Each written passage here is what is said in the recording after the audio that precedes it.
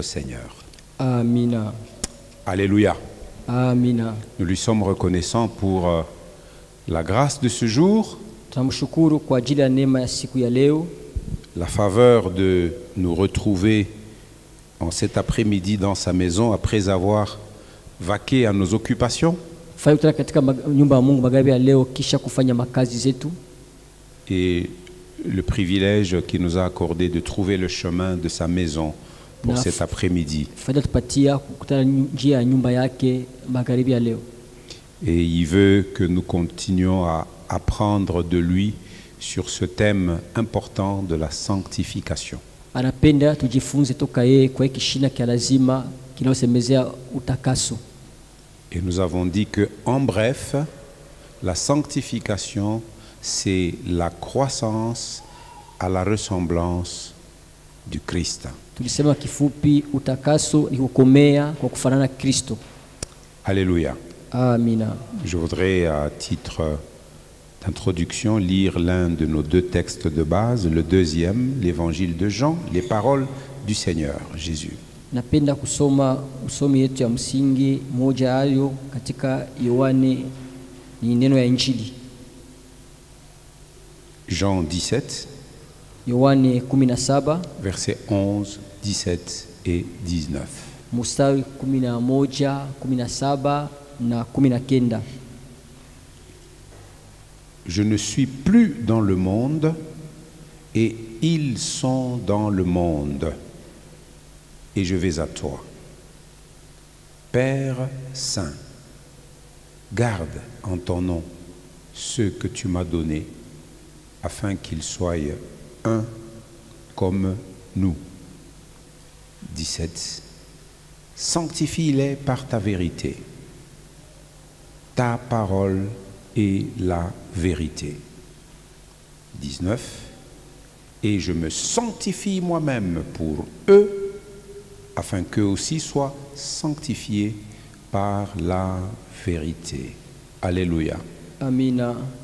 Nami Si nous pouvons répéter continuellement, oui, frère Paterne, tu peux lire 11, 17 et 19.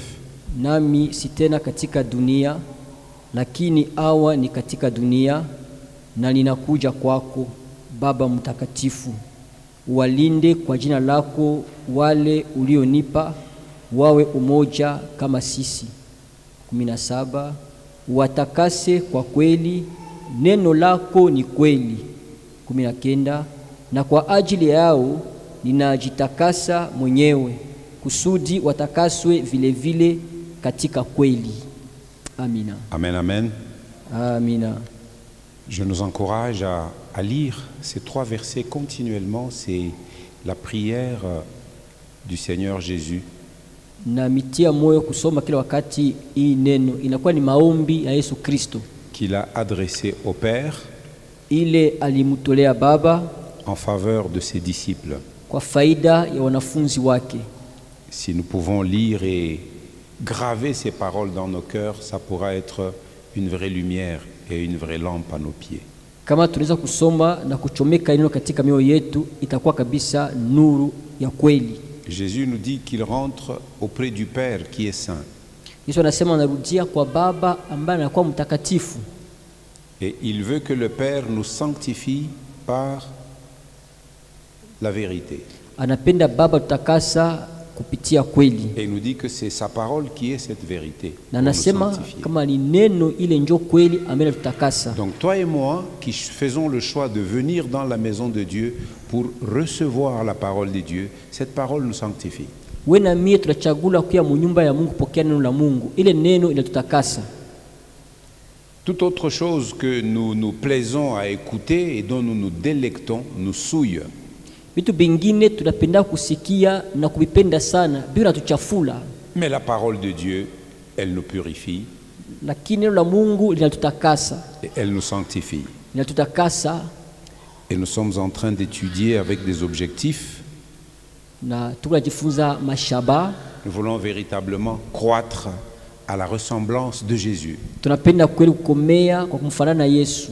Et ces objectifs, nous les avons convertis en sujets, en requêtes de prière. Ile mashaba tulizigeuza zinakuwa bishina vya maombi.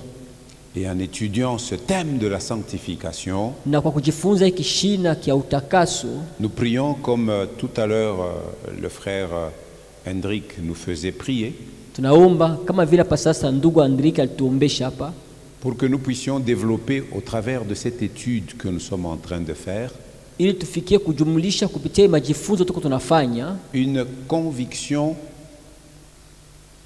profonde hakikisho ya uketu, et une conviction qui est intérieure, na ila hakikisho ambayo inakuwa ya ndani, qu'à cause de l'amour de Dieu le Père, à cause de l'amour de Jésus et à cause de l'amour du Saint-Esprit, kwa sababu ya mapendo ya Mungu Baba, kwa sababu ya mapendo ya Yesu Kristo, kwa sababu ya mapendo ya Roho Mtakatifu, nous sommes saints.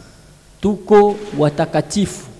Quand vous regardez dans la parenthèse à cette requête de prière, Kiangalia katika mkaguo ya hii kishina kia maombi, vous y trouvez d'abord le verset central de la Bible, Jean 3,16. tena ndani mko mstari ya msingi ya Biblia Yohane 3:16, Car Dieu a tant aimé le monde. sababu Mungu alipenda sana ulimwengu, C'est l'amour de Dieu le Père. ni mapendo ya Mungu Baba. Jean 13, verset 1.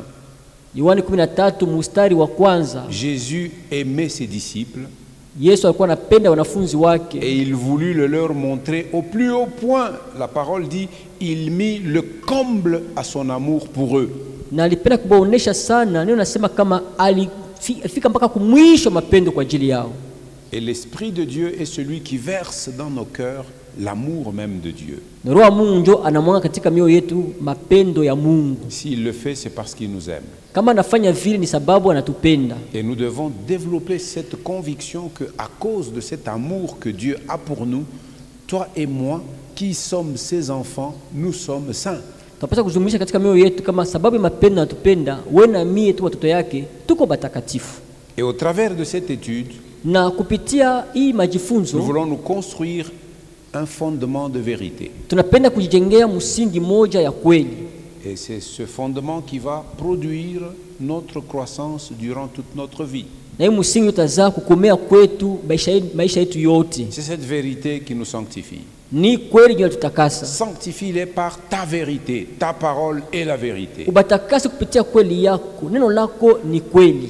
Et nous croissons Na tunakomala tout en étant dans le monde, benye kuwa katika dunia, mais nous prenons la décision de nous purifier de tout mal sur le plan moral. tunakamata mpango wa kujitakasa kwa mabaya yote, kwa mafikiri na kwa mawazo. C'est ainsi que nous avons commencé notre étude par le concept de la sanctification. Ndio tuanza majifunzo yetu kupitia kwanza mafasirio ya utakaso, Et nous l'avions suffisamment rappelé, le Nouveau Testament fut écrit à l'origine dans la langue grecque.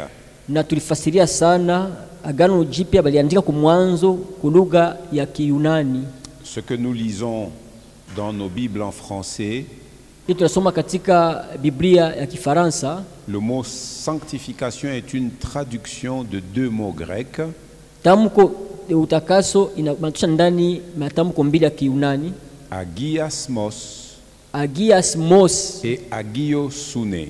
na agiosune. Agiasmos, Agiasmos, sa première traduction, sa première signification, c'est sanctification.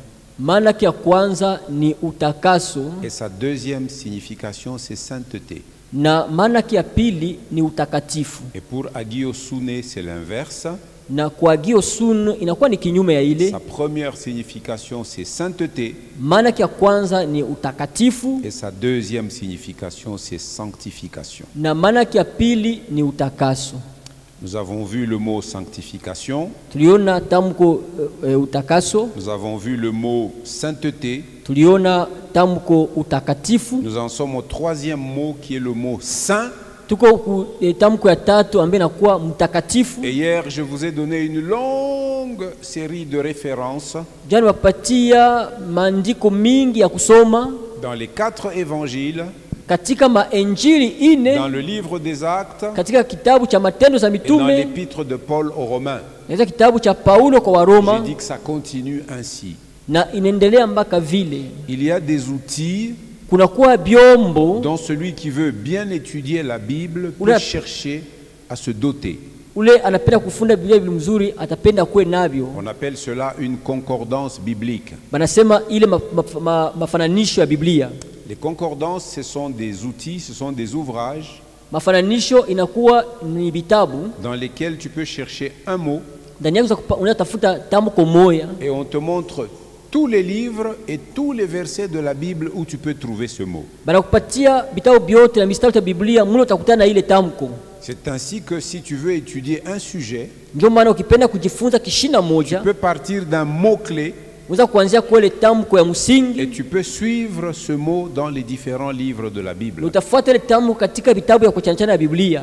Et si tu suis ce mot dans les différents livres de la Bible, Ufuate tamko katika vitabu ya kuchanganya ya ça Biblia te permettra d'avoir une meilleure compréhension de ce que ce mot signifie dans la pensée de Dieu. itakuruhusu kuelewa vizuri ile tamko maana yake katika wazo ya Mungu. Hier, nous avons vu 4 références du mot agios, Jana tuliona bionyesho ine ya tamko agios traduit par saint, ambayo inasema mtakatifu, dont nous avions dit que agios signifie littéralement chose très sainte, agios tusema kama kwa kufasiria vizuri ni kitu kitakatifu sana, consacré kenye kutolewa kwa Mungu ou un saint. au mtakatifu moja. Et donc si nous disons que nous voulons développer une conviction profonde et intérieure que nous sommes saints, Tukipenda kusema kama tutapenda kujumulisha ile hakikisho ya uketo kama tuko watakatifu, nous devons comprendre qu'aux yeux de Dieu, toi et moi, nous sommes des personnes considérées comme saintes, très saintes. kuelewa kama shie na we mbele ya Mungu tuko batu onekana kama vile patakatifu sana Des mbele ya personnes Mungu. consacrées. Nisema bale batu wajitoa kwa Mungu. Je voudrais que nous regardions aussi les quelques références qui suivent dans l'évangile de Marc. Napenda kuangalia mistari ingine nafuata katika Injili ya Marko. Marc est le second évangile après celui de Matthieu. Marko njo inafuata Matayo, Injili ya pili. Marc chapitre 1er. Marko sura yake ya kwanza.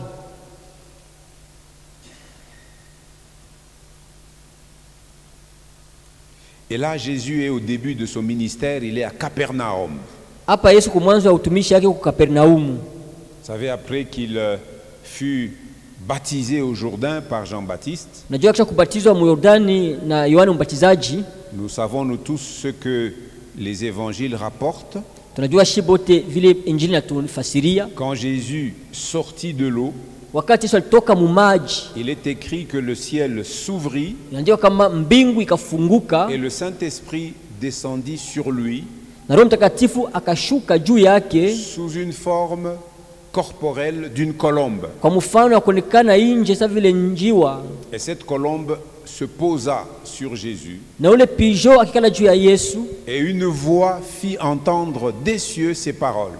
na sauti ikasikilika toka mbinguni ikasema hivi: Celui-ci est mon fils bien-aimé en qui j'ai mis toute mon affection. huyu ni mwanangu mpendwa, ndani yake niliweka mapendo yangu yote. Lorsque nous étudions la doctrine de la Trinité, Wakati tunajifunza majifunzo kuhusu utatu utakatifu, nous disons que le baptême de Jésus est une bonne illustration de cette doctrine de la Trinité. Un Dieu, trois personnes. tunasema ubatizo wa Yesu Kristo inakuwa mafundisho vizuri ya ile mafundisho ya utatu utakatifu. Nous voyons Tunasema Mungu mmoja, batu le tatu. Fils Tunaona qui vient mwana d'être baptisé, qui sort de l'eau. anabatizwa toka mu maji, Nous voyons l'Esprit qui descend sur lui. tuna Roho anashuka juu Et yake, nous voyons le Père qui parle au ciel. na Baba anasema mbinguni. C'est exact, c'est précisément trois personnes différentes, mais qui ne sont qu'un Dieu. Ni batu tatu kwa chana, lakini ni Mungu moja. Alors, Jésus rempli du Saint-Esprit, Asa Yesu mwenye kujaa Roho Mtakatifu, les évangiles de Matthieu et de Luc nous disent qu'il fut amené par l'Esprit au désert pour y être tenté.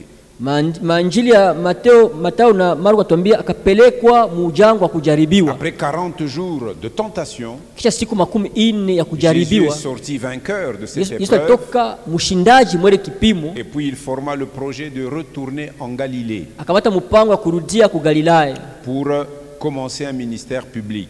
jua kwanza utumishi yake mbele ya batu. Et son quartier général de cette mission, c'était la ville de Capernaum. Pale alikuwa anakalia sana juu ya kazi yake, ilikuwa ni kumuji wa Ce Kapernaum. n'était pas Nazareth, Alikuwa ka Nazareti où il avait été élevé, où il avait grandi. kule alikomea, hapana.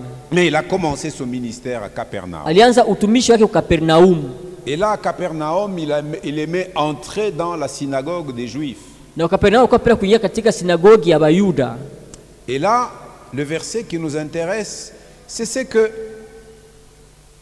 exprime un démon qui habitait une personne. Na msana unafuta ngesho tu ni pale demona moja alisema alikuwa nikana ndani ya mtu. Ce que ce démon dit de qui est Jésus. Ule demona anasema Yesu ni nani? Le verset qui nous intéresse, c'est Marc 1, verset 24.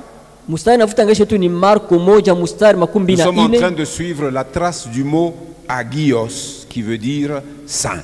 Tuko nafuata ile njia ya tamko agios manake mutakatifu. Alors, lisons le texte qui va de 21 jusqu'à 24. Some usomi naanza makumi na moja hadi makumi na ine. Notre verset noté dans les notes, vous avez déjà noté hier, Marc 1, 24. Kuandika jana juzi Marko Mais moja pour makumi na mieux ine. comprendre cette conclusion, lisons à partir du verset 21. Kwa kuelewa mzuri tusome kuanzia mstari makumi na moja. Marc 1 à partir de 21. Marko moja kuanzia makumi na moja. Ils se rendirent à Capernaum. C'est Jésus et ses premiers disciples. Ils se rendirent à Capernaum. Et le jour du sabbat, Jésus entra d'abord dans la synagogue et il enseigna.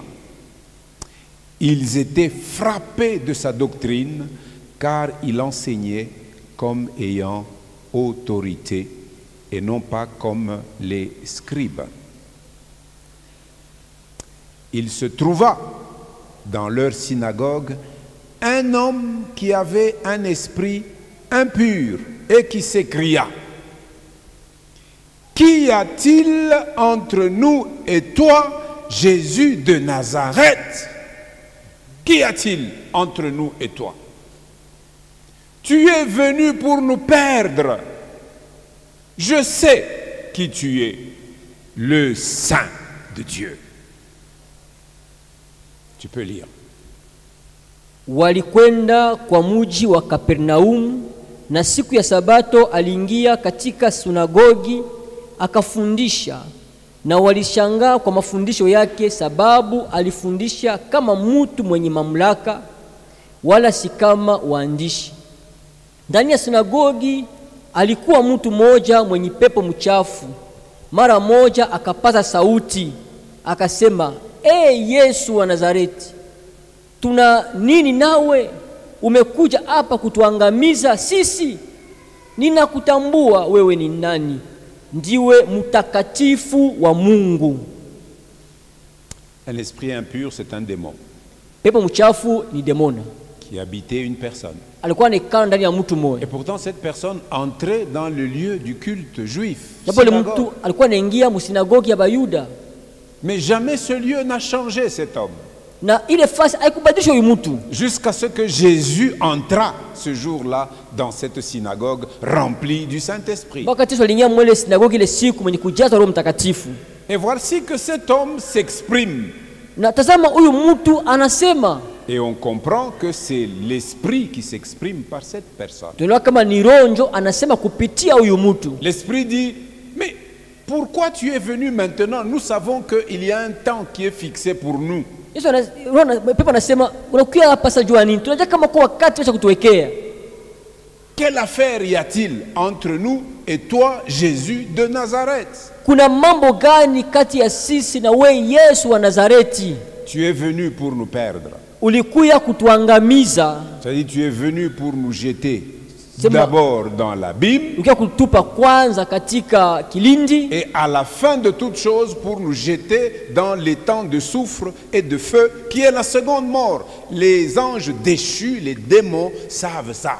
na kumusha nyakati tutukuma katika moto wa milele. Bamalaika balianguka batawatupa Et kule, le démon de dire, je sais qui tu es, na demona anasema najua wewe uko nani, le Saint de Dieu. mtakatifu wa Mungu. Mais quand vous voyez la suite au verset 25, Jésus le menaça Mwangalia na ufuata mstari wa 15, Yesu alimwamakia en disant, tais-toi akisema bakia kimya et sors de cet homme. na toka ndani ya mtu. Et l'esprit impur sortit de cet homme en l'agitant avec violence et en poussant un grand cri. Pepo mchafu alitoka katika mtu huyu, akalia kwa sauti kubwa, akatoka ndani yake akimtikisa. Jésus est donc venu pour annoncer le royaume de son Père.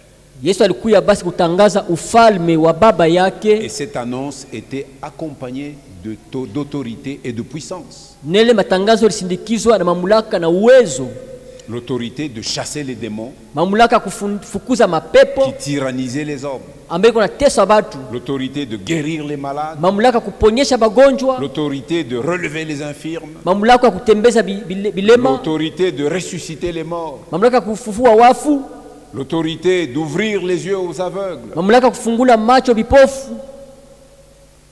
Il est venu avec cette autorité. Alikuja na hiyo mamlaka. Et le monde satanique le voyait.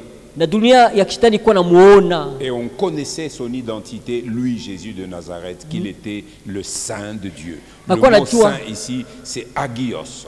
Balikuwa mtambua hali yake kama alikuwa mtakatifu wa Mungu. Hapa mtakatifu ni agios. Plus tard, cette appellation est aussi attachée à la personne de Jean-Baptiste. Na nyuma hii wito balitegamisha kwa umutu wa Yohane Mbatizaji. Marc chapitre 6 verset 20. Marko sura ya 6 mstari 12. Car Hérode craignait Jean, sababu Herodi aliogopa Yohane, le connaissant pour un homme juste et saint. Kwani alimjua kuwa mtu wa haki na mtakatifu. Marc 6:20. Marko 6:22. Vous pouvez regarder dans votre Bible. Hérode craignait Jean, Herodi alikuwa anaogopa Yohane, le connaissant pour un homme juste et saint. Alimjua kwamba mtu wa haki na mtakatifu. Il le protégeait. Alikuwa akimkinga. Et après l'avoir entendu, alipomsikia, il était souvent perplexe et l'écoutait avec plaisir. Alifadhaika sana lakini alimsikiliza kwa furaha. Le discours de Jean troublait Hérode. Misemo ya Yohane kwa na vuruga akili ya Herodi.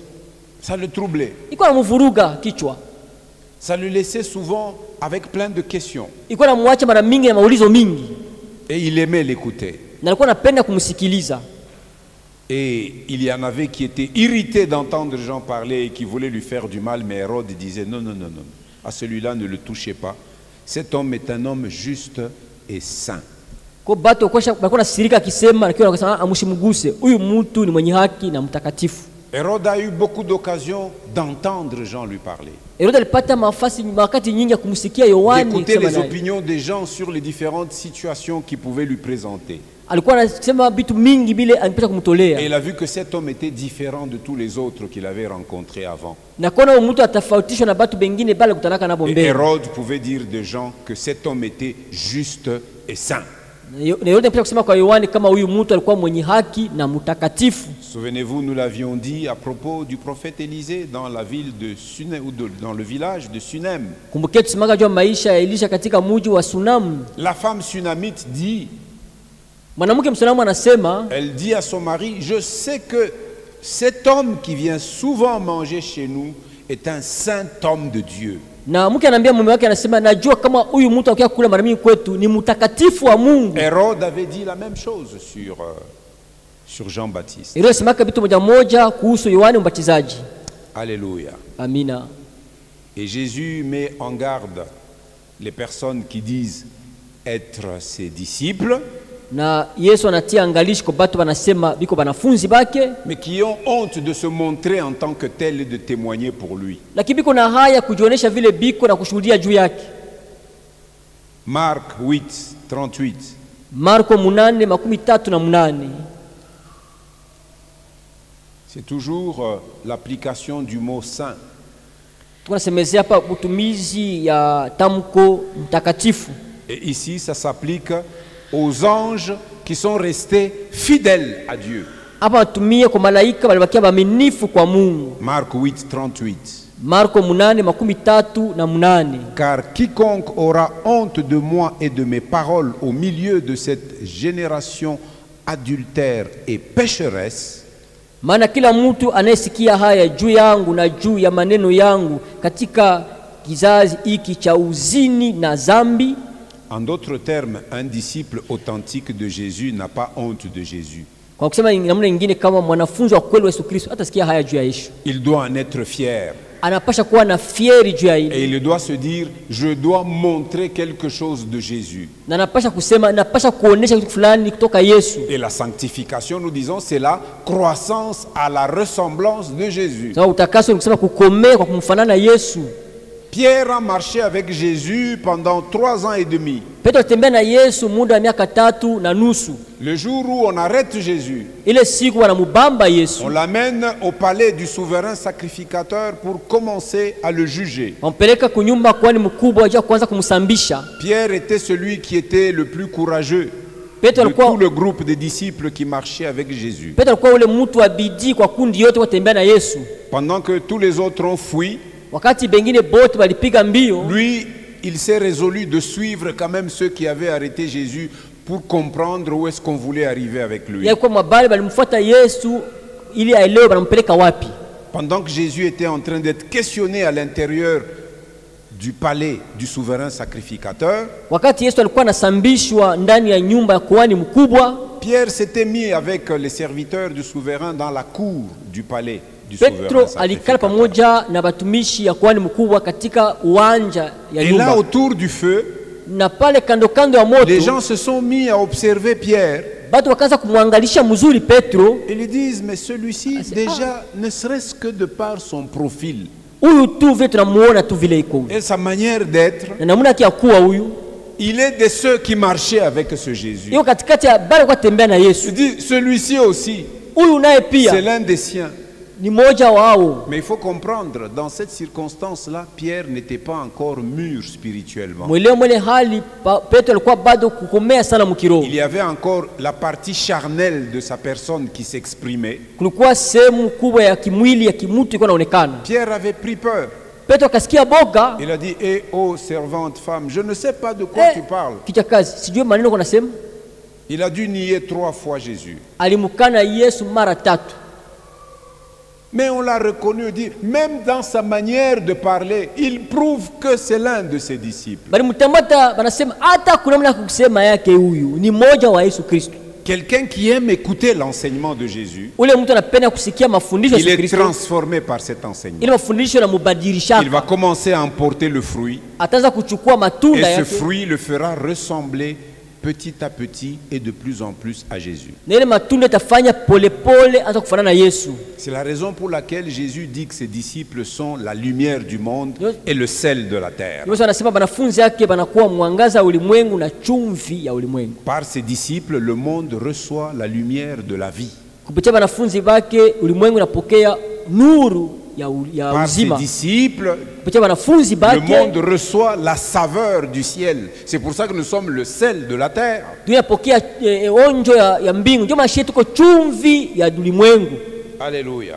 Amina. Mais si nous avons honte de lui, Lakini kama tunamsikia haya au milieu de cette génération adultère et pécheresse, katikati ya kizazi hiki kizinifu na kia zambi, alors Jésus dit, le Fils de l'homme aura aussi honte de lui. tunasema mwana wa watu pia atakuwa na haya kwake Quand il viendra dans la gloire de son Père, wakati atakuwa katika utukufu ya baba yake avec les saints anges. na malaika batakatifu. Même les anges qui sont restés fidèles à l'éternel Dieu et à Jésus, on les appelle des saints. Hata malaika waliokuwa baminifu kwa Yesu Kristo banabaita batakatifu. Alléluia. Amina. Marc 12, 36. Marko 12:36 C'est la fameuse question de Jésus inakuwa ni ile ulizo ya Yesu au chef du peuple juif kwa sur bakubwa la nature et l'origine du Messie ou du Christ. kwa bakubwa ba Yuda juu ya hali natokapo ya Masia ama ya Kristo. David, plutôt Jésus, essayant de soumettre cette question aux pharisiens et aux scribes, il leur dit, David lui-même, animé par l'Esprit Saint. Yesu kusema na bale Bayuda wanakuwa Bayuda, anasema Daudi mwenyewe alisema kwa uwezo wa Roho Mtakatifu. Vous voyez, déjà lui-même, il a été appelé le Saint de Dieu. Kwanza yeye mwenyewe aliitwa mtakatifu wa Les Mungu. anges de Dieu sont saints. Malaika ba Mungu ni batakatifu. L'Esprit de Dieu est saint. Roho wa Mungu ni mtakatifu. David lui-même a dit, pas de lui-même, mais poussé par le Saint-Esprit. Daudi mwenyewe alisukuma Roho Mtakatifu, alisema, Le Seigneur a dit à mon Seigneur, assieds-toi à ma droite jusqu'à ce que je fasse de tes ennemis ton marchepied. Bwana alimwambia Bwana yangu, uketi mkono wangu wa kuume hata ninapoweka adui zako chini ya miguu yako. Ça c'est la 4e référence dans Marc. Hii inakuwa ni mfano ya 4 katika Marko. La 5e, ya 5, elle s'applique encore au Saint-Esprit. Inatumiwa tena kwa Roho Mtakatifu. Et c'est une belle promesse que nous avons de Jésus. Ni ahadi mzuri tuko nayo kutoka Yesu. Que nous pouvons vivre et expérimenter par le Saint-Esprit. Tunaweza kuishi Roho Mtakatifu. Marc 13 verset 11. Marko 13 mstari 11. Quand on vous amènera pour vous livrer. Na wakati watakapowachukua ninyi. Est-ce que vous me suivez? Marc 13 verset 11. Marko 13 mstari 11.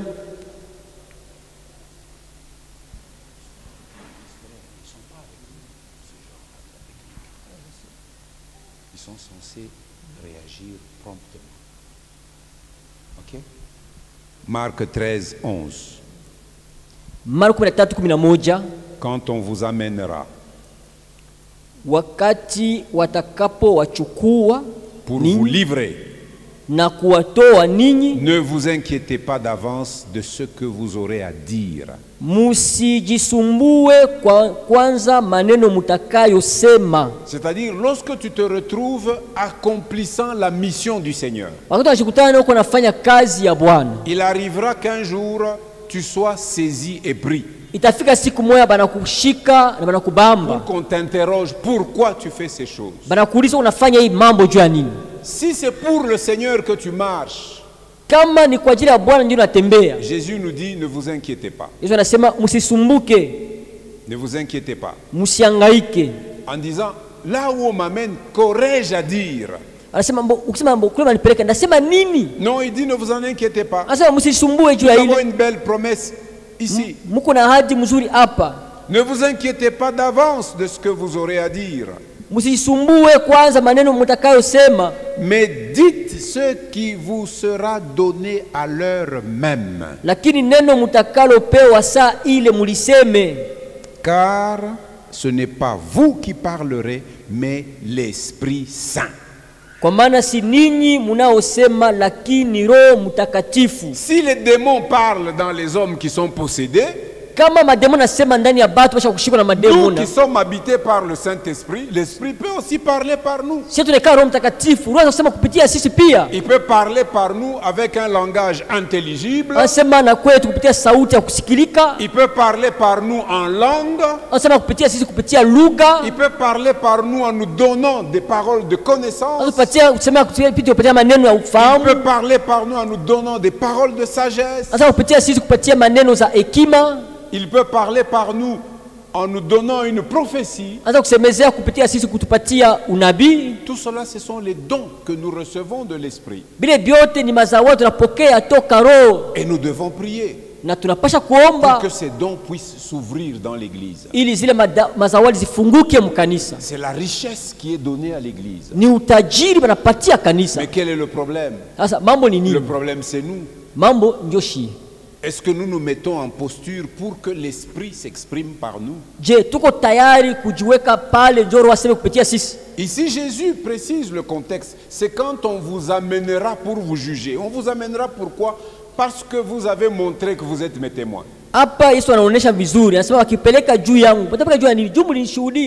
ceux-là qui seront saisis dans ces circonstances-là, l'Esprit parlera par eux. Nous avons un bel exemple. C'est dans Actes chapitre 7. Regardez avec moi Actes chapitre 7, c'est à propos de Étienne.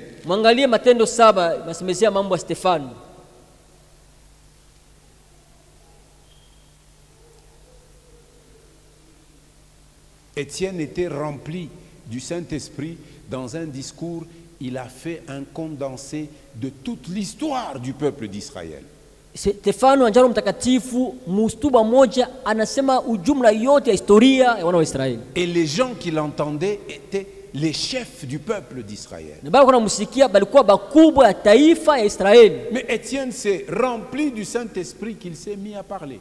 Stefano mwenye kujaa Roho Mtakatifu ndio alianza kusema. Alléluia. Alléluia. Alléluia. Amina. Et quand vous regardez l'affaire d'Étienne, on nous parle à partir du chapitre 6, Étienne plein de grâce et de puissance. C'était la puissance du Saint-Esprit. Regardez, je vous donne une illustration, Acte 6, versets 8 à 10. Ça c'est Étienne. Étienne plein de grâce et de puissance. Na Stefano akija imani na uwezo, faisait des prodiges et des grands miracles parmi le peuple. Akafanya maajabu na alama kubwa mbele ya watu.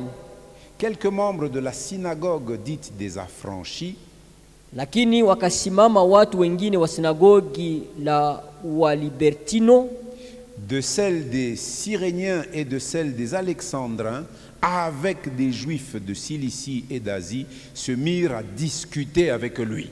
Na la Mukureni na la Walesandunia na la wale wa Kilikia na Azia wakaulizana na Stefano. Écoutez le verset 10. Musikie mstari wa 10. Mais il ne pouvait résister à sa sagesse lakini, et à l'esprit par lequel il parlait. Lakini hawakuweza kushindana na hekima yake wala na roho aliyesema naye. La même chose quand on arrêtait Pierre et Jean devant le Sanhédrin. Vile vile wakati walibamba Petro na Yohane mbele ya baraza kubwa ya hukumu. Quand on les questionnait, wakati walikuwa wanabasambisha, qu'on entendait leurs réponses, na wanasikia majibu yao, les chefs des Juifs, ils se disaient, mais nous ne comprenons rien à ceci. Ces hommes, ce sont des gens du peuple. Mais d'où leur vient toute cette sagesse? Mais c'est la sagesse du Saint-Esprit selon la promesse de Jésus.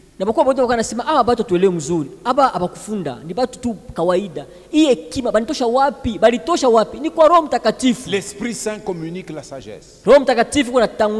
L'Esprit Saint donne l'intelligence. L'Esprit Saint nous donne du discernement. L'Esprit Saint nous donne la connaissance. L'Esprit Saint nous donne la faculté de comprendre les choses de Dieu. Alléluia. Amina. Nous trouvons autant de passages dans l'évangile de Luc qui s'appliquent à l'Esprit Saint, tout ce que je vous ai donné. Dans l'évangile de Luc, on nous parle de l'alliance de Dieu qui est une alliance sainte.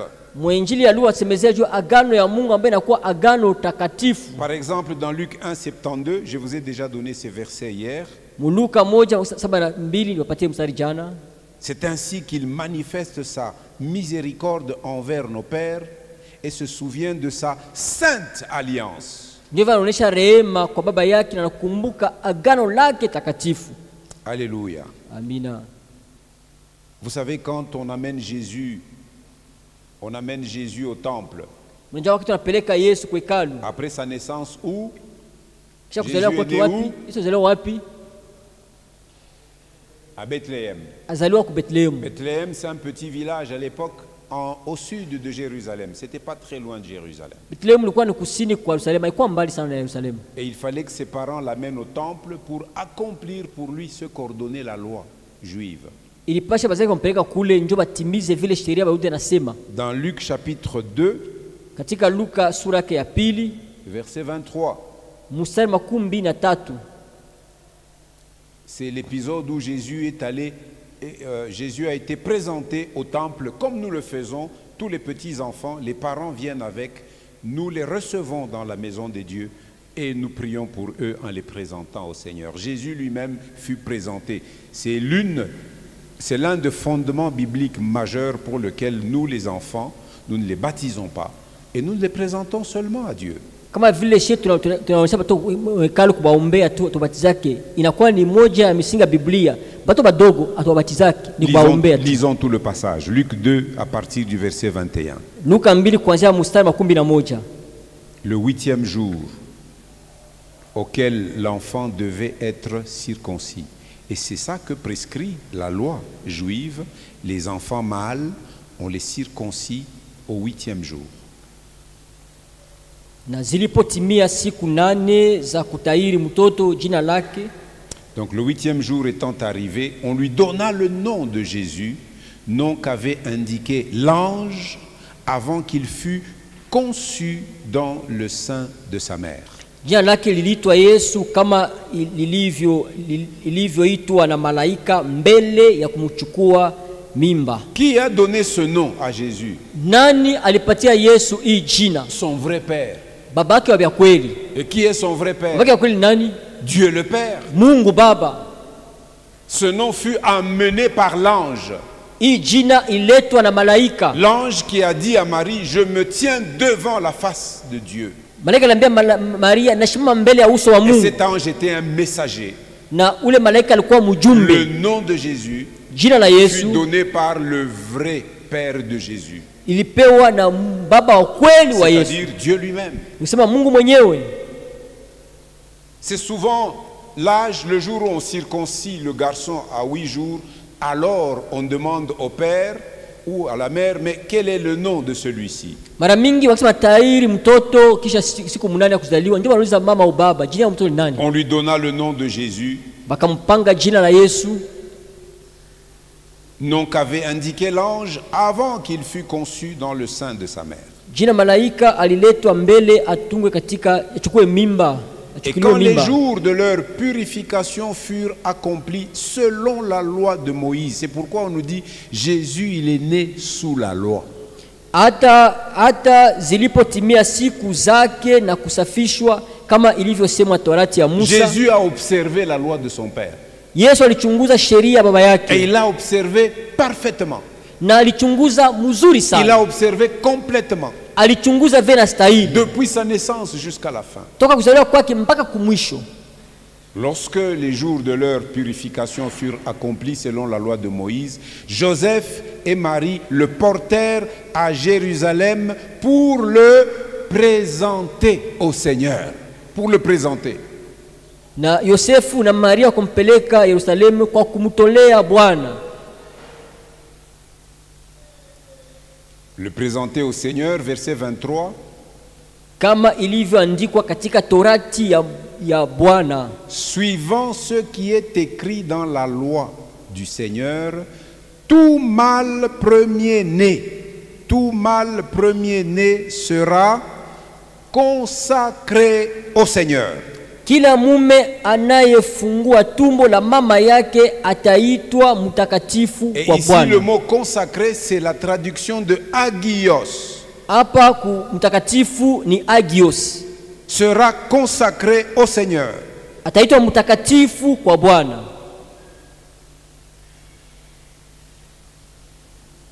De 25 c'est le Saint-Esprit.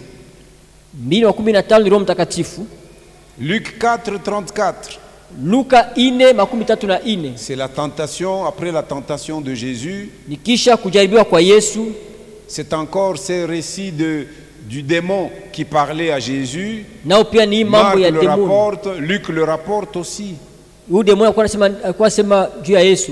Qu'y a-t-il entre nous et toi, Jésus de Nazareth? Tu es venu pour nous perdre. Je sais qui tu es, le Saint de Dieu. Kuna nini mimi na wewe na sisi Yesu mwana Nazareti tunajua kama wewe ni mtakatifu wa Mungu. Mais il n'y a pas que les démons qui le disent. Ceux qui ont marché avec Jésus ont fini par découvrir qui il était. Quand Jésus commence à donner un enseignement difficile à digérer et à accepter, dans Jean chapitre 6, on dit que beaucoup de ceux qui ont commencé à le suivre se retirèrent en disant cet enseignement-là, nous on ne peut pas suivre. Katika Yohana sura ya 6 bamingi wakafuata mafundisho bakaanza kumwacha wakisema hii mafundisho hatuwezi kuiweza hii. Jésus se retourne vers les 12. Yesu anageukia bale 12. Il dit, bon, je vois tout le monde est parti, Asa mbo mimi na watu wanaenda watu. mais vous, Sasa mwe ne partez-vous pas aussi? na nyinyi mwende pia. Qu'est-ce que Pierre avait répondu? Petro asemaka nini? Mais à qui irions-nous? Tutaenda tena kwa nani? Regardons, nous sommes dans l'évangile de Jean, Jean chapitre 6. Tuko katika Yohane, Injili ya Yohane, Yohane sura 6. Nous sommes en train de parler de Agios. Twasemezea juu ya Agios. Jean chapitre 6. Yohane sura yake ya 6. Plusieurs, à partir du verset 60, on nous parle de plusieurs disciples qui ont abandonné Jésus. Kuanzia mstari wa 16 wasemezea ba mingi bali walimwacha Yesu.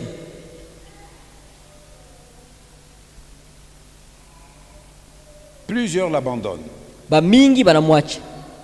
Jésus dit au 12, verset 67. Yesu anaambia ba 12 mstari wa 17. Jésus donc dit aux 12, et vous, ne voulez-vous pas aussi vous en aller?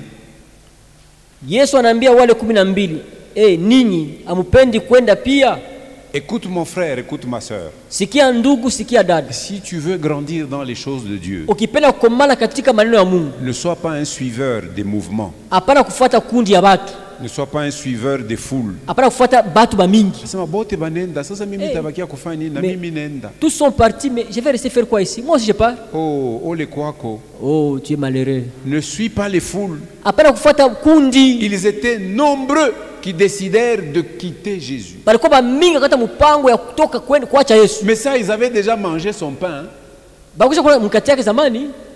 Eux, ils aiment seulement le Jésus qui multiplie le pain, ils mangent le ventre rassasié. Banapenda baka Yesu kufanya mikate, banakula banashiba. Le Jésus boulanger, ça leur fait du bien. Yesu mpiga mikate anawafurahisha. Mais le Jésus qui annonce une parole dure qui conduit à la vie éternelle, ça, ils n'aiment pas beaucoup.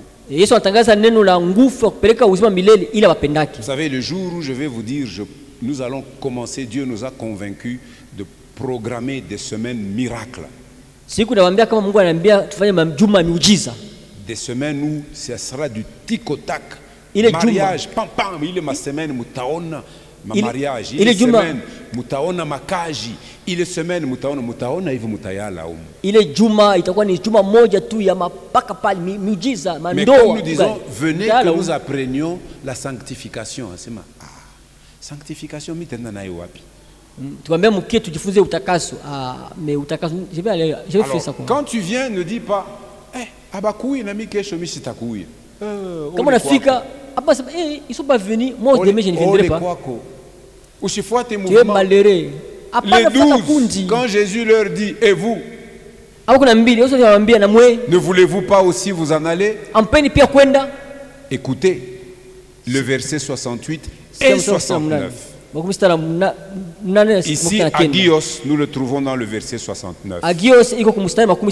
Mais écoutons à 68. Simon Pierre lui répondit, Seigneur, à qui irions-nous? Tutakwenda kwa nani? Hendrik, chez atuna tena kwingine kwa kwenda. Nous on a plus wale. Adresse yetu njo paka hapa. C'est ici notre adresse. Njo paka hapa Yesu alisema munichungie paka hapa. C'est ici que Jésus a dit attendez-moi ici. C'est ici. Wewe bashuhuda bangu paka hapa. C'est ici vous êtes mes témoins ici. Kama nikuzekea hapa muzekea hapa. Si c'est pour venir ici, c'est ici. Kama shikutume mbari zekea paka hapa. Si tu ne vas pas loin, tu vas venir ici. Ils sont peu ceux qui viennent dans l'église. Ulianza bien. Vous avez bien commencé. À un moment donné, on afuata mouvement ya foule. Tu suis le mouvement de la foule. Et on t'égare. Non, non, il faut discerner les choses. Pierre dit, à qui irions-nous, Seigneur? Tu as les paroles de la vie éternelle. 69, écoutez. Et nous avons cru. Nous avons déjà cru. Nous avons cru. Et nous avons connu. Avant de connaître, dans les choses de Dieu, il faut d'abord croire. Ne dis pas, quand je comprendrai, je croirai. Non, non. Dieu, c'est pas comme ça. Lui, tu crois d'abord. Et puis, il t'ouvre l'intelligence. Et puis, tu vas comprendre. Souvenez-vous de Thomas. Les autres lui disent, nous avons vu le Seigneur, il était avec nous. Thomas, il dit non, non, non, non. Thomas non. anasema hapana, Si je ne vois pas de mes propres yeux, kama mimi siona macho yangu mwenyewe, si je ne le touche pas de ma propre main, kama simuguse mkono yangu, en voyant les traces, parce que j'ai vu qu'on lui a enfoncé les clous dans les mains. niona mtia misumari mikono, nione malama Si je hivi. ne mets pas ma main sur son côté pour voir là où la flèche est entrée dans son thorax, Kama tia mkono wangu katika ubavu, nione pale kwa si je ne vois pas les marques des clous dans ses pieds, kama je sioni ne croirai pas. alama misumari ya matuni miguu ya Mais kistamini. 8 jours plus tard, Siku nane kisha le Seigneur se montre encore aux disciples. Bwana anaonekana tena mbele ya Et cette wanafunzi. fois-là, Thomas était là. Pale Thomas alikuwa Et le ndani. Seigneur dit, Thomas, viens, Ambia Thomas, kuya mbele. approche-toi, Karibu mets hapa. tes mains dans mes mains. Tia mikono yako mikono yangu. Regarde, Angalia. et regarde mes pieds. Angalia miguu yangu. Approche ta main, mets-la sur mon côté. Tia mkono yako, weka Et puis il ubavu. dit, et ne sois pas incrédule. Hapana kuwa na moyo mgumu. Et quand il a vu, Na wakati c'est aliona alors qu'il s'est mis à genoux ndio pale akapiga magoti. pour dire, Kwa kusema mon roi, mon Dieu. mfalme Mungu Jésus wangu. dit, ah, tu crois, Asa parce que unaamini. tu as vu. Juu uliona. Heureux ceux qui croient sans avoir vu. Eri banaamini bila kuona. Heureux ceux qui entendent et qui croient. Eri bana wanasikia na kuamini. Tu as les paroles de la vie Uko na éternelle. maneno ya uzima wa milele. Nous avons cru Tuliamini et nous avons connu. na tukajua. Qu'est-ce qu'ils ont connu? Balijua nini? Que Jésus est le Saint de Dieu. Kama Yesu ni mtakatifu wa Mungu. C'est ça, 669. Ndio maandika makubwa sana kenda. Et nous avons connu que tu es le Christ, Tulijua le kama Saint wewe de Dieu. Tulijua kama wewe ni Kristo mtakatifu wa Mungu wa uzima. Alléluia. Amina. Et quand nous entrons dans le livre des Actes, de Romains et tout ça, nous Ya trouvons katika beaucoup de ce mot. Kitabu cha Waroma, Matendo ya Mitume, tunaona vitu vya mingi vile. Voici un deuxième mot apparenté à sanctification, le mot saint. Angalia tamko ingine ya pili inafananishwa na tamko mtakatifu. Très brièvement aujourd'hui, Kwa kifupi leo le mot sanctuaire. sema tamko pahali patakatifu. Sanctuaire Pahali patakatifu dérive aussi inatokea pia du mot saint kwa tamko takatifu et du mot na sanctification. tamko utakaso. Sanctuaire est la traduction du mot grec hagion. Pahali patakatifu inatokea mtamko kiunani agios. H-A-G-I-O-N. Hagion. Hagion. C'est mis au tableau. Ndio hiyo bandika pale. Hagion. Regardez comment ça s'écrit. Mwanzo banaandika yo. Hagion. Hagion. Hagion, Hagion c'est la traduction du mot sanctuaire. banetosha ndio banageuza mtamko pahali patakatifu. Et donc ça signifie saint, Maana lieu yake très saint ou takatifu. lieu saint. Pahali patakatifu sana. Hagion signifie littéralement révérend, Hagion ni kusema mheshimiwa tu. digne de vénération, Anastahili kuabudiwa, mis à part pour Dieu, mwenye kutilia kando kwa ajili ya Mungu. exclusivement à lui. Ni kusema wake wa upekee. Hagion signifie littéralement, je vous donne ces mots qui peuvent vous faire méditer. Révérend, Hagioni ni kusema mheshimiwa, digne de vénération, anastahili kuabudiwa, mis à part pour Dieu, mwenye kutiliwa kando kwa ajili ya Mungu, exclusivement pour lui. wake wa upekee. Ça peut s'appliquer au service et même aux offrandes. Inaweza kutumiwa kukazi na hata kumatoleo, kusadaka. Et dans un sens moral, Na kwa namuna moja mafikara, hagion signifie hagioni maana yake pur, safi, sans péché, bila zambi, droit, ya kunyoroka, saint. takatifu. Alléluia. Amina. Et ces mots-là, nous les avons déjà retrouvés avec les autres mots, hagios. Chakutana itamko na ingine matamko mengine agios. Mais dans le sens du sanctuaire, Lakini kwa maana ya pahali patakatifu, copiez ces 6 références. mwandike hii Dans le bionyesho sens sita. du sanctuaire, parce que ici nous avions voulu épingler la signification de sanctuaire. 6 références bibliques. Biblia bandika mara 6 fasi 6 bandika Le Biblia. premier, Hébreux 8, 2. Waebrania 8:2. Hébreux 8, 2. Waebrania 8:2.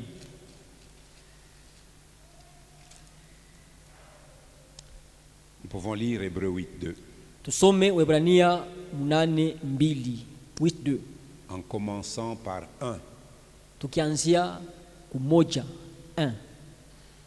Car 2, c'est un verset qui commence après une virgule. Ça voudrait dire que la pensée commence dans le premier verset. 2 naanza na mkato ukisema wazo naanzia kwa mstari wa kwanza.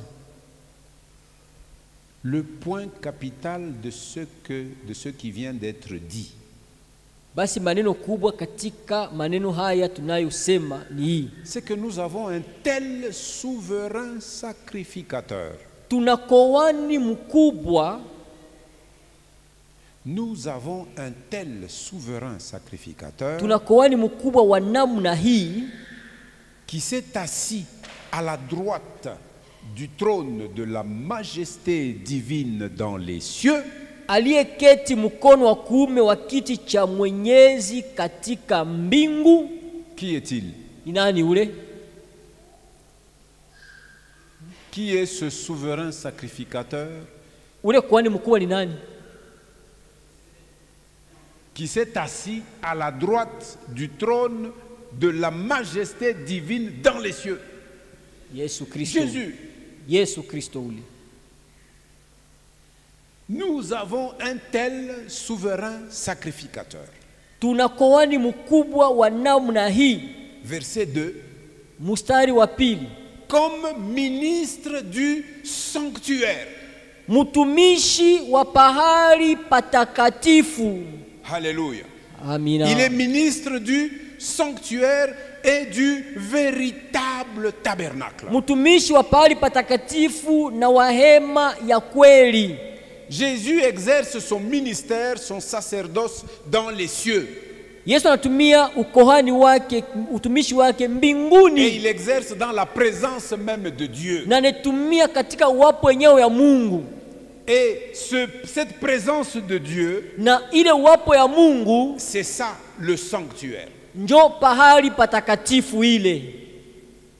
En d'autres termes, ton esprit régénéré est un sanctuaire. Kwa namna nyingine, roho yako kutilia upya ni pahali patakatifu. Parce que Dieu a choisi d'en faire sa demeure par le Saint-Esprit. Mungu achagula ifanye makao yake kupitia Roho Mtakatifu. Ton esprit est un sanctuaire. Roho yako inakuwa ni pahali patakatifu. Ne laisse donc rien de souillé dans ton esprit. Hapana acha kitu kichafu katika roho yako. Ne savez-vous pas que vous êtes le temple du Saint-Esprit? Amujue kama nini ni hekalu la Roho Mtakatifu. Jésus est ministre du sanctuaire et du véritable tabernacle. Yesu ni mtumishi wa pale patakatifu na ya hema ya kweli, qui a été dressé par le Seigneur et non par les hommes. ndiyo Bwana alisimamisha wala si watu. Vous savez, si nous appelons cette maison la maison de Dieu, Mnasema tuita nyumba nyumba ya Mungu. qui ont construit cette maison? Bale balijenga hii nyumba. Bien, toi et moi. Ni wewe na mie. C'est toi et moi Ni wewe na mie. qui, après que nous ayons travaillé, Dieu a béni le fruit de notre travail. Et Tutumika. nous avons pris chacun un peu, nous avons mis ensemble et nous avons bâti cette maison. Nous l'appelons maison de Dieu. Tulitumika, unapata fedha, unachanga na changa, tunatumika, tunajenga hii nyumba.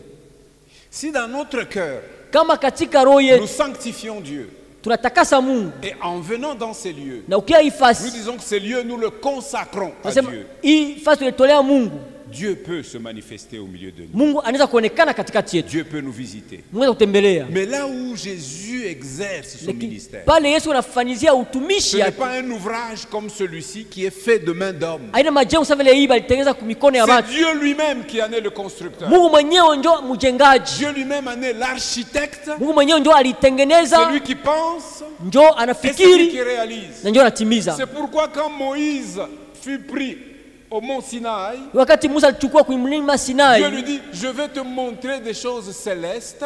na kuonesha vitu vya mbingu, Tu les prendras comme modèle utakamata vile mfano et tu construiras un tabernacle sur la terre. na utajenga hema la kusanyiko duniani. Et même le tabernacle terrestre Hata hema la kusanyiko ya fut dunia construit selon le modèle du véritable tabernacle que Dieu lui-même est l'architecte et le constructeur. Inafanyiziwa kufanana na mfano wa hema la kusanyiko la mbinguni ambayo Mungu mwenyewe Et mtungaji na c'est dans mjengaji. ce tabernacle-là Ni nani ile hema ya kusanyiko ile? où Jésus Pale Yesu est ministre ni mtumishi et souverain sacrificateur na kuhani mkubwa pour toi et pour moi. kwa ajili yako na kwa ajili yangu. C'est ce que nous dit Hébreux 8:2. Ninatuambia Waebrania 8:2, Hébreux 9, Waebrania 9 verset 1, mstari wa kwanza puis verset 3. kisha mstari wa 3. C'est le culte, on nous montre comment se fait le culte dans le sanctuaire terrestre. Matuonyesha vile mafanyika ibada katika hema la kusanyiko la mbinguni. Hébreux 9:1.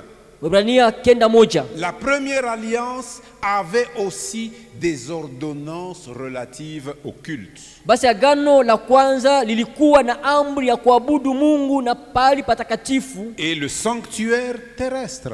Pali patakatifu pale pa dunia. Il y avait un sanctuaire terrestre. Kulikuwa pali patakatifu ya Verset dunia. 3. Mstari wa 3. Derrière le second voile se trouvait la partie du tabernacle appelée le Saint des Saints. Na nyuma pazia la pili ilikuwa hema iliyoitwa pahali patakatifu pa patakatifu. Appelée le Saint des Saints. Inaitwa pahali patakatifu pa Et c'est patakatifu. cette partie-là Na nile sehemu ile qu'on peut singulariser, particulariser pour dire c'est ça le sanctuaire. ile za kutia mkifupi wanasema njoo pahali Et patakatifu dans le ile. culte terrestre, Katika ibada ya il y dunia avait là-dedans l'arche de l'alliance. pale palikuwa hema sanduku ya agano. Au-dessus de cette arche, il y avait un couvercle Yule ile sanduku kulikuwa qu'on kifuniko, appelait le propitiatoire. baliita kifuniko, Aux deux bouts de ce propitiatoire, il y avait deux chérubins protecteurs. na kuchongo mbili palikuwa makerubi Et mbili Dieu disait à wakingaji. Moïse, je me rencontrerai là avec toi. Mungu anambia Musa nakutana pamoja na wewe ile Et c'est là fasi. sur le propitiatoire que Moïse devait venir verser le sang expiatoire. Ni pale kifuniko ndio Musa alipaswa kumwanga damu ya kuondoa dhambi. Alléluia. Amina. 9:24. Kenda Nous makumi sommes na dans nne Hébreu. toka katika Waebrania. Ça c'est le sang de Jésus. Ile ni damu ya Yesu. Car Christ n'est pas entré dans un sanctuaire fait de main d'homme. Kwa sababu Kristo hakuingia katika pahali patakatifu palipofanywa kwa mikono, En imitation du véritable. Vous entendez, ici on nous précise même la pensée. Le sanctuaire fait de main d'homme est une imitation, c'est une copie du véritable sanctuaire. Il y en a un sanctuaire.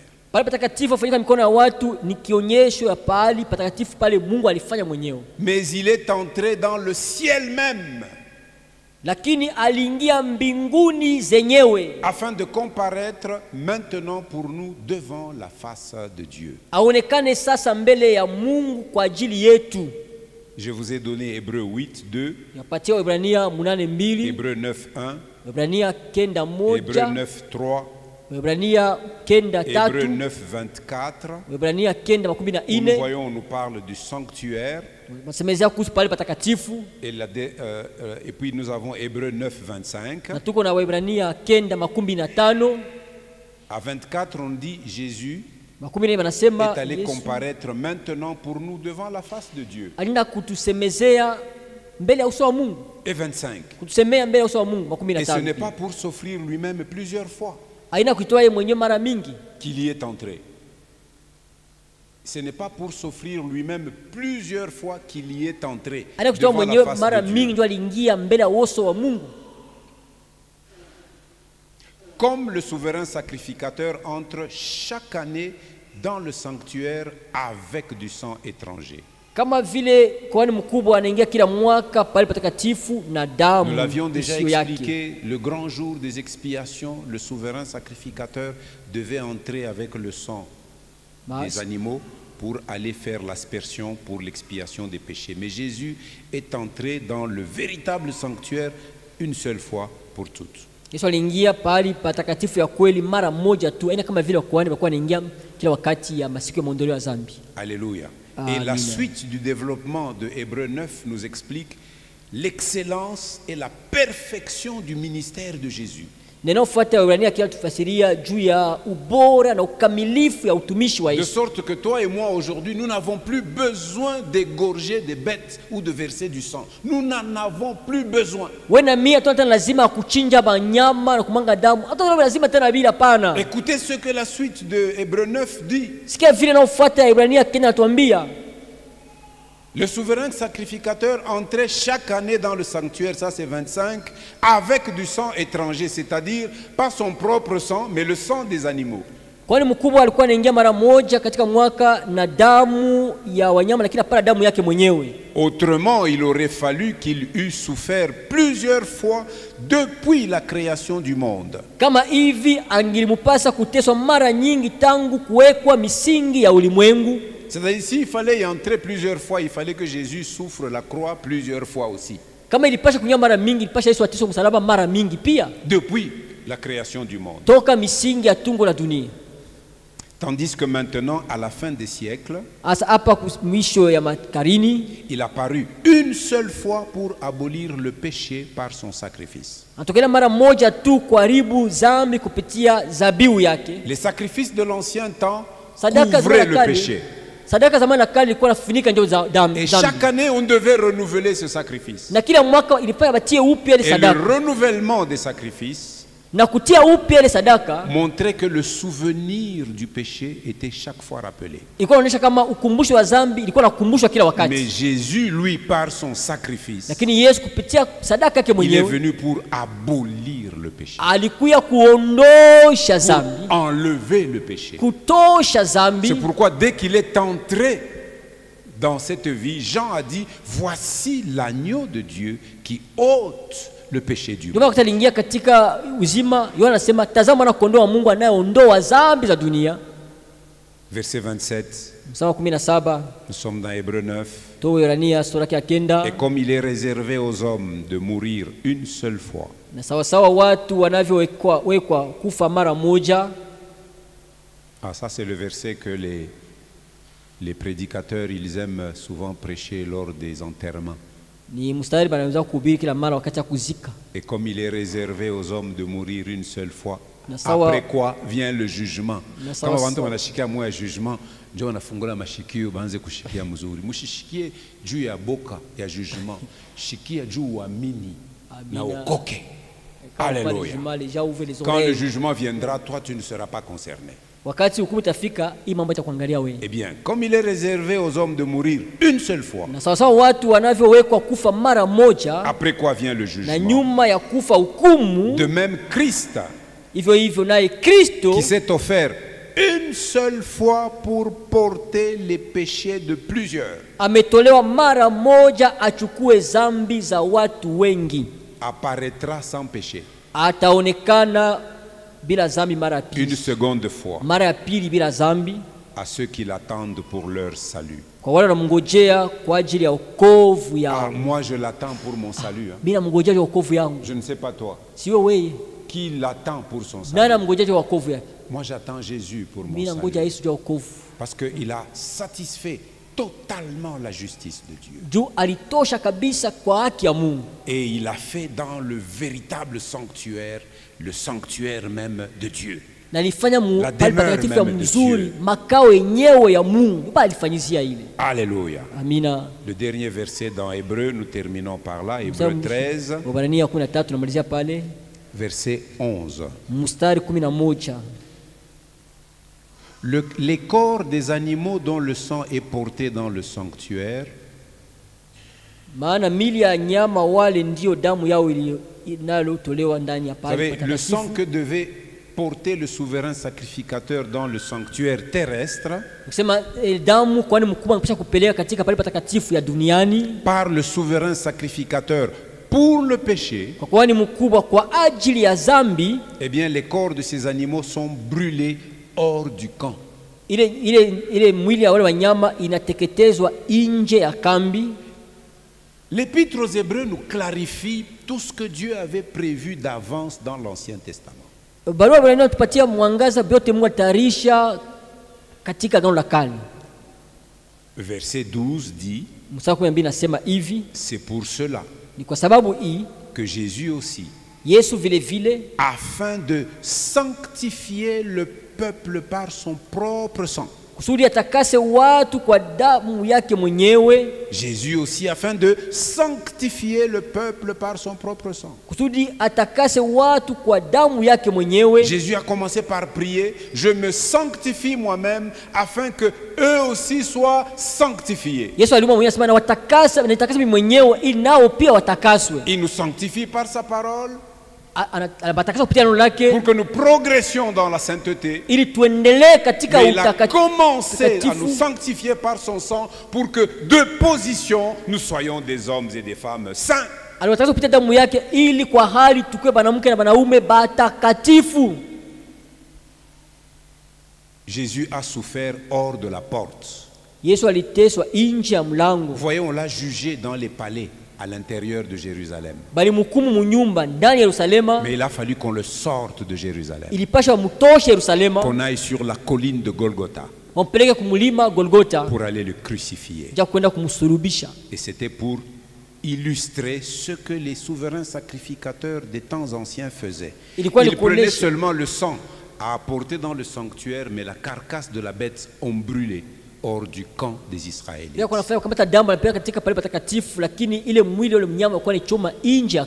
Et l'apôtre qui a écrit cette lettre en tire une leçon pour toi et pour moi. Il dit, sortons donc. Sortez du milieu d'eux. Et ne touchez plus à ce qui est un peu. Je vous accueillerai. Je vous accueillerai. Sortons donc pour aller à lui. Hors du camp. Hors du monde. Hors du système corrompu du monde.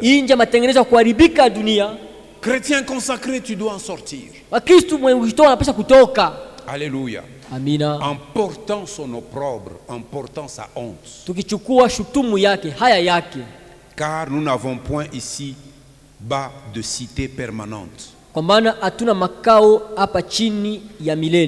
Mais nous cherchons celle qui est à venir. Voilà la marche de ceux que Jésus a sanctifiés par son sang. Il continue à les sanctifier par sa parole. Pour qu'eux aussi se lèvent, pour qu'ils deviennent des témoins authentiques de Jésus. C'est pourquoi la sanctification, c'est la croissance à la ressemblance de Jésus. Nous avons parlé du mot sanctuaire. Nous allons terminer la prochaine fois avec le mot sanctifié. Et puis nous avancerons encore un peu plus la semaine prochaine. Que Dieu nous bénisse. Est-ce que nous pouvons nous tenir debout? Neno litasimama, neno litasimama, mambo yote yatapita, lakini neno litasimama, neno litasimama, neno litasimama, mambo yote yatapita, lakini neno litasimama. Vitabu vingi sana vimeandikwa kwa hekima yake mwanadamu, vikitupotosha waziwazi vile twaweza kuishi vema duniani. Ila yabidi tuelewe kwamba pale mwanzo kulikuwa neno, naye neno alikuwepo kwa Mungu, naye neno